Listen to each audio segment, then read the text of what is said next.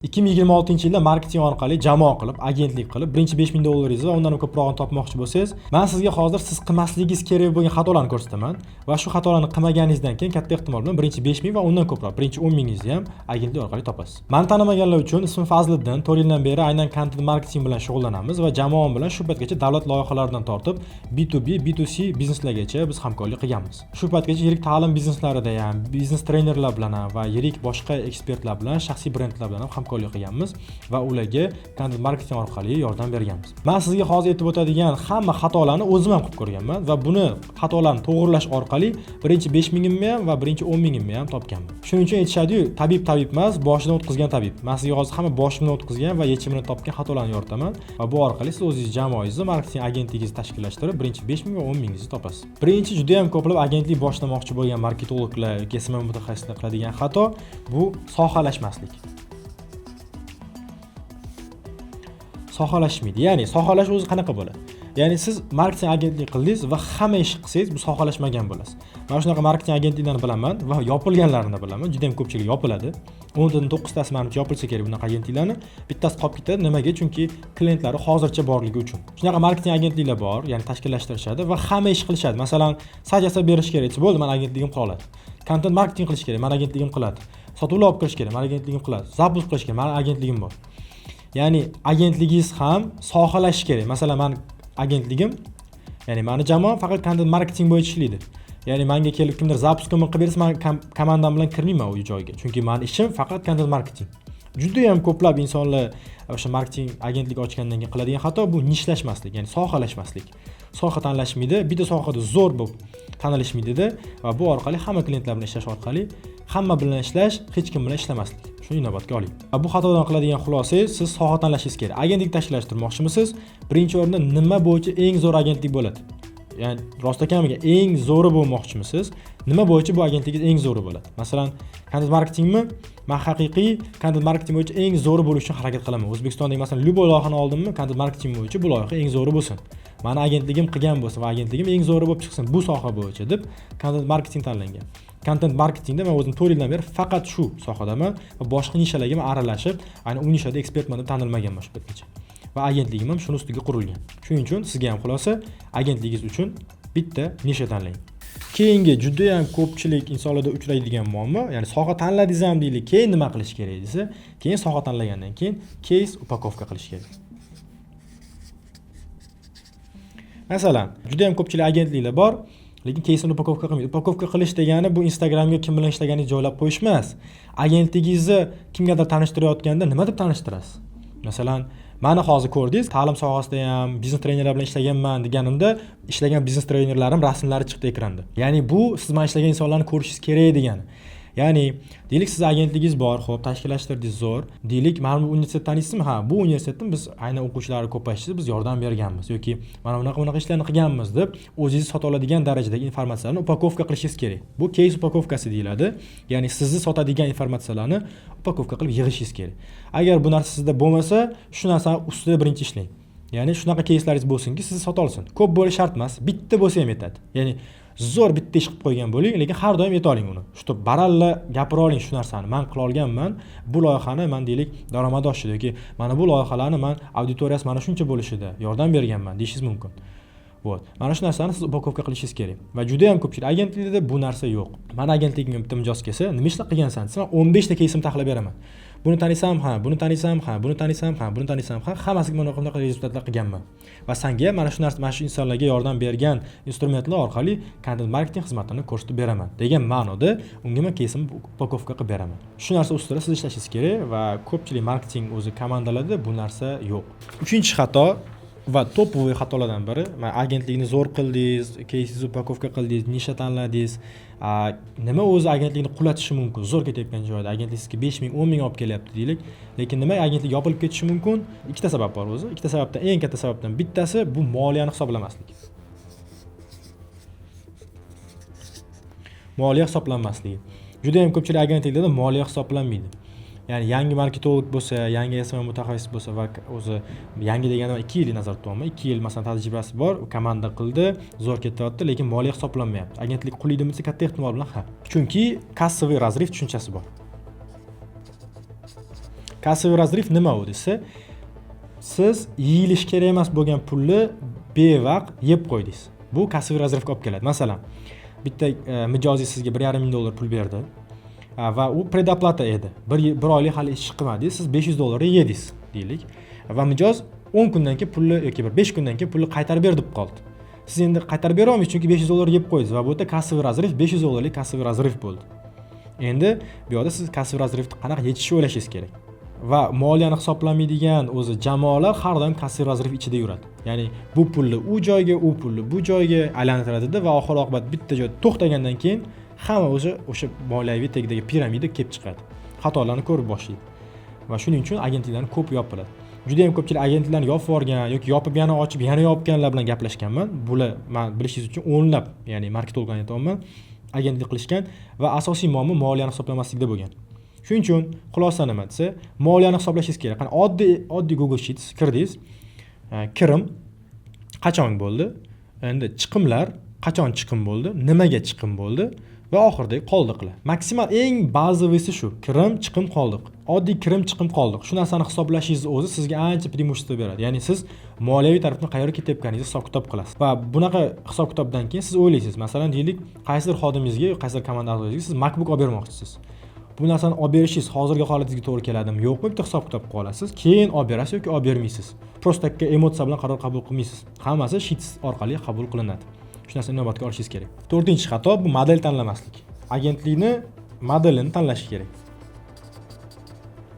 Model tanlamaslik. Ya'ni agentligingiz sizni ustingizga quriladigan agentlik bo'ladimi yoki agentlik alohida kompaniya sifatida rivojlanadimi? Bu ikkalasi ikki xil narsa. Masalan, men qanaqa model tanlagan? Men o'zimni agentligimda, ya'ni o'zimni jamoamda men o'zim ishchiman, qo'pol qilib aytgan. Ya'ni content marketing bo'yicha deylik, bizning chek narximiz 2,5 ming dollardan 10 ming dollargacha. Deylik, o'rtacha chekimiz 5 ming dollar.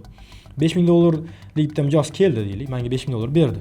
Men u yerda o'zim ishchi qo'yib yurg'izmayman-da, o'zim content marketologman u yoqda. Hamma ssenariylar meni qo'limdan o'tadi. Men qo'pol qilib aytgan loyihada ishchi sifatida qabul qilinaman. Va boshqacha sifatdagi agentliklar bor. U yerda masalan Manaqa inson ishchi bo'lmasligi mumkin. O'ta CEO bo'ladi. U boshliq agentlikni qanaqa qilib daromadini oshirish bo'yicha ulushlar bilan ishlaydi va loyihada u masalan content marketolog bo'lsa, o'zini o'rniga bitta odam qo'yib loyihada ishlamasligi mumkin. Tushunyapsizmi? Ya'ni strategik ishlarda qatnashadi, lekin ishchi emas u yoqda. Shu yerda nima masala bo'ladi? Siz model tanlab olishingiz kerak. Men kengayadigan 10 lab, 20 lab, 100 lab loyihalar bilan ishlaydigan agentliklarni oqlamayman, to'g'risi. Men juda ham yomon ko'raman bunaqa sistemani. Chunki sifat yo'qoladi bu yoqda. Va siz masalan deylik bir vaqtda xuddi mana shunaqa agentlik qilib ko'rganman. Bir vaqtda biz 15 talab klientlarni yuritganmiz, lekin bu klientlarda sizga halovat bo'lmaydi. Ya'ni menda shunaqa narsa bo'lgan. Klientlar bir vaqtda hammasi zo'r ketmagan. Qaysi biridir nimadir muammo, 13-klientda nimadir muammo, 10-klientda nimadir muammo va borib bu menda выгорание olib kelgan. Uje hech narsa yoqmasligi olib kelgan. Chunki hamma klientim birdaniga rozi emas mendan. Lekin men qanaqa modelga o'tdim? Meni modelim qimmat mijozlar bilan ishlaymiz, kam sonli mijozlar bilan ishlaymiz. Mana bir vaqtda maksimum 5 ta mijozim bo'lishi mumkin. Lekin o'rtacha chekimiz bizda 5 ming dollar. Ya'ni buni hisob-kitobini qilsangiz bo'ladi. Ba'zi agentliklar bu aylanma summani 15 ta loyiha bilan qilmasligi mumkin. Shuning uchun o'ziga to'g'ri modelni tanlab oling. Meni agentligim meni ustimga qurilgan. Men ishlamasam agentlik ishlay olmaydi. Lekin ba'zi agentlik turlari bor. Bu asoschiga bog'liq emas. Masalan, targetlar yonaveradi, klient kelaveradi, klient kimdir suhbat sotadi, undan keyin agentlik ishlayveradi. Ya'ni unga bog'lanib qolmagan. Shuning uchun qanaqa agentlik qilmoqchisiz o'zi, shu narsani bitta hisob-kitob qilib oling, o'rganib oling. Balkim mandaqa kam sonli mijoz bilan qimmatga ishlarsiz, balkim ko'p mijozlar bilan masshtabli agentlik qilarsiz. Ya'ni katta, ko'p xodimli, katta ofisli agentlik qilarsiz balkim. Keyingi juda ham katta xato, men buni bitta xalqaro ekspertimizni hamkorlari orqali olganman.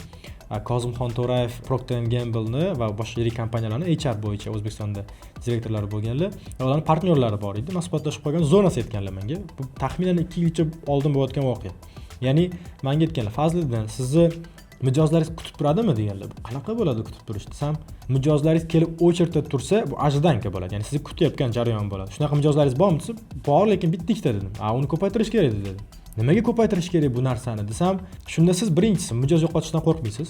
Ikkinchisi, siz bu narxingizni oshirishingizga yordam beradi. Ya'ni siz har doim bitta narxda yillab yurmaysiz. Siz narxingizni tez oshirishingiz mumkin, chunki sizga talab ko'p. Va uchinchisi, siz o'zingiz yoqtirgan, ko'zingiz yetgan mijozlarni tanlab olishingizga bu yordam beradi deganlar.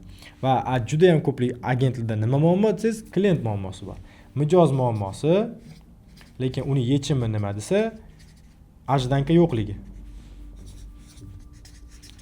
ajdanka yo'q. Ya'ni ruscha so'z aytyapman, lekin o'zbekcha ma'nosini hozir men tushuntirib o'tirmadim. No, tushundingiz degan umiddaman. Ya'ni siz mijozlar очередь bo'lib kutishi bu ajdanka deyiladi va ajdankani siz shakllantirishingiz kerak. Buning uchun mendaqa model ko'proq tushadi. Ya'ni men 5 ta mijoz bir vaqtda ola olaman.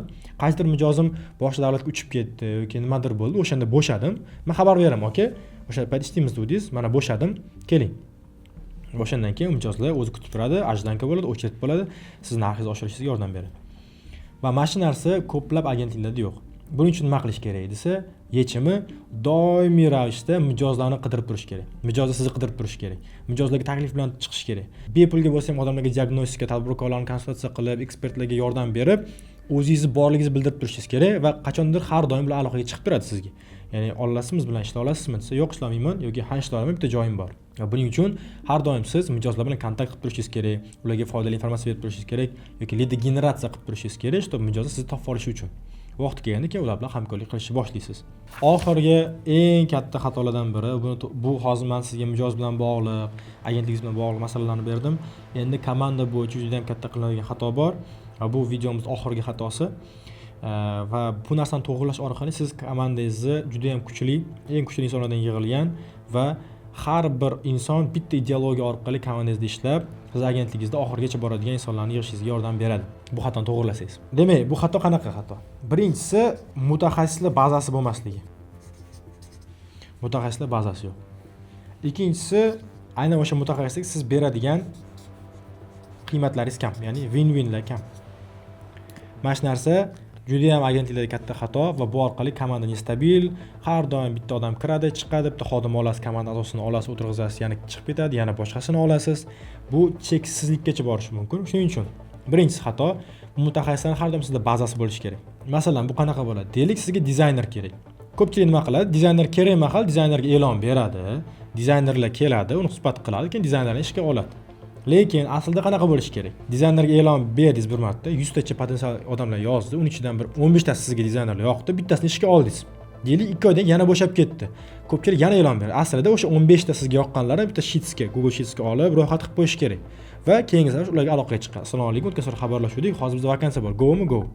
Chunki ishi sizga yoqqan, o'zi saralab bo'lgansiz, o'zi vaqti bo'lsa davay ishga olish kerak. Yana qidirib, yana odam olishga vaqtingiz ketmaydi. Bitta narsani o'ylang, agar siz bitta xodimingiz ketib qolsa va uni ishga olishingizga deylik 5 kun ketdimi, bu o'sha sizning vaqtingiz kuyapti. Ya'ni mutaxassislar sizga yetmayapti va mijozlaringizga siz zo'r ish qilib bera olmadingiz degani. Shuning uchun har bir xodimning zapasi bo'lishi kerak sizda. Ya'ni mabodo bu inson ketdimi, bu insonning o'rniga men inson tayyorlab turibman degan zapas bo'lishi kerak. Zapas bo'lmadimi, bitta inson ketdi, agensiya o'shanga qarab qoladi. Bitta videografingiz bormi? U videograf ishdan bo'shab ketdimi? Bo'ldi. Endi yana videograf qidirishingiz kerak, yana kelishuvlar o'tkazishingiz kerak. Bu yoqda o'zi hali loyihalar ishlaringiz yonib yotibdi o'zi. Ham bu yoqda endi xodim olishingiz kerak. Tushunyapsizmi? O'shaning uchun har doim zapas ushlang. Masalan, siz bitta videografingiz bormi? Uni har doim zapasi bo'lishi kerak. Videograf ketib qolsa, agentligingiz syomkalar to'xtab qolishi kerak emas. Shuning uchun mabodo bu bo'lmasa, bu bilan kelishib qo'ying. Va bu bilan ishni boshlab ketasiz. Mabodo bu ishdan yo'qoladigan holat bo'lsa yoki bu kasal bo'lib qoldi, siz nima qilasiz? Men bu bilan ishlaysiz. Shuning uchun zapas ushlang, mutaxassislarning bazasini ushlang. Tushunyapsizmi? Ikkinchisi, zo'r mutaxassislar, siz zo'r ekspertlar, masalan, zo'r videograf siz bilan ishlashi uchun sizda win-win bo'lishi kerak. Masalan, menda shunaqa holat bo'lardi, agentligimda o'zi hozirga shunaqa holat. Bozorda deylik 10 millionga bitta xizmat ko'rsatadigan deylik videograf bo'lsa, deylik, primer uchun sonlarni aytyapman. Menga u 5 millionga ishlashi mumkin deylik. Nimaga desa, men chunki unga beradigan boshqa qiymatlarim bor. Nima qiymatlar? Men qiymatlarni yozib olgan. Masalan, men o'rtacha 10 ming, 15 ming dollar o'zimga bilimimga sarflagan bo'lsa, uni berishim mumkin. Komandamda bunaqa o'tpusklar bo'lishi mumkin, bunaqa dam olishlarga chiqishim mumkin, palomsidan. U mendan hamma oladigan yutuqlarini yozib chiqaman va u narsani men suhbat jarayonida unga beraman. Shunda eng zo'r mutaxassislarni eng premium, optimal narxlarda hamkorlikni boshlashingiz mumkin va zo'r insonlarni komandangizga yig'ib olishingiz mumkin. Juda ko'pchilik mana shu narsani qilmaydi va komandasi juda sustroq bo'ladi, zo'r ekspertlarni yig'ib olmagan bo'ladi. Bu narsa kelajakda yomon rol o'ynaydi. Shuning uchun har doim win-winni yozing.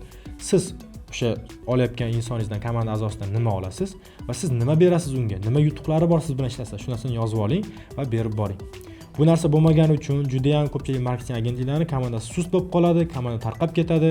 Komanda tarqab ketgandan keyin mijoz norozi bo'ladi, mijoz norozi bo'lgandan keyin negativlar ko'payadi, reputatsiya tushadi va agentlik yopiladi. Shuning uchun mana shu xatoni to'g'irlang, bu baza. Buni to'g'irlamasangiz zo'r komanda qilishingiz qiyin, agentligingiz uzoqqa bormaydi. Bu videoda o'zi juda ham ko'plab foydali ma'lumotlarni berdim. Shunchaki rahmat uchun, ana aytiladi-yu, nimaga o'zi yaxshilik qilyapsangiz, biz rahmat uchun deydik. Xuddi shunaqa masala menda boshida agentlik qilayotganimda yoki marketing bo'yicha loyiha qilib ishlayotganimda kelib hech kim tepamda turib, mana bunaqa yordam senga, mana buni qilib qo'y, mana bu xatoingni to'g'irla deb aytishmagan va menda boshim urilib xatolarni qilib agentliklarni qurganman, loyihalar bilan ishlaganman va bu narsa bo'lmasligi uchun как бы o'zimni travma sifatida video darslikda joylab boraman. Foydali bo'lgan bo'lsa men juda ham xursandman. O'zi ko'proq savollari bo'lgan agentlik bo'yicha 2026da o'zini daromadlarini oshirish bo'yicha ko'proq savoli bo'lgan insonlarga ikki xil o'zi menda produkt bor. Birinchi konsultatsiya. Mana konsultatsiyamga yozilishingiz mumkin. Ikkinchi bu mastermind. Konsultatsiya bir martalik va cheklangan vaqtda bo'lsa, mastermind sal boshqacharoq bo'ladi.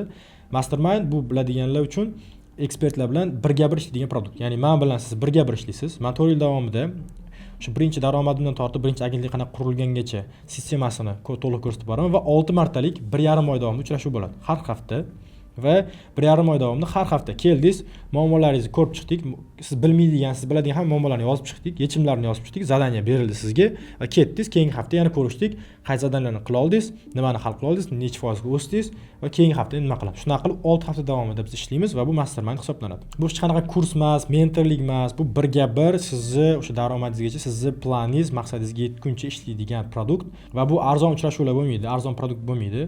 Lekin sizga aniq foyda beradigan produktlardan biri bo'ladi. Mastermind yoki konsultatsiyaga qanaqa yozilishi mumkin, qanaqa ko'proq ma'lumot olaman deganlarga bu videoni opisiya qismida emas, kommentariya qismida biz Google forma qoldiramiz. Shu Google formada ro'yxatdan o'tib qo'ysangiz, sizga assistentim bog'lanadi. Lekin qanaqa yordam bera olaman, qanaqa muammolaringiz, qanaqa planlaringiz bor, bitta ko'rib chiqamiz. Keyin xudo xolasa konsultatsiya yoki mastermindda ko'rishamiz. O'ylayman, video juda ham foydali bo'ldi va men sizga ko'rsatgan xatoliklarni iltimos agentlik boshlayotganda qilmang. Chunki juda ham ko'pchilik 10 tadan 9 ta yopilgan agentlikda mana shu muammolar bo'ladi va sizda bu narsa bo'lishini xohlayman. Siz bilan Fazliddin bo'ldi. 4 yillik tajribamdan kelib chiqib, foydali informatsiyalarni va men o'zimda ishlagan eng foydali insightlarni sizga bo'lishib boraman. YouTube sahifamni kuzatishda davom eting. Keyingi videolarda ko'rishguncha salomat bo'ling.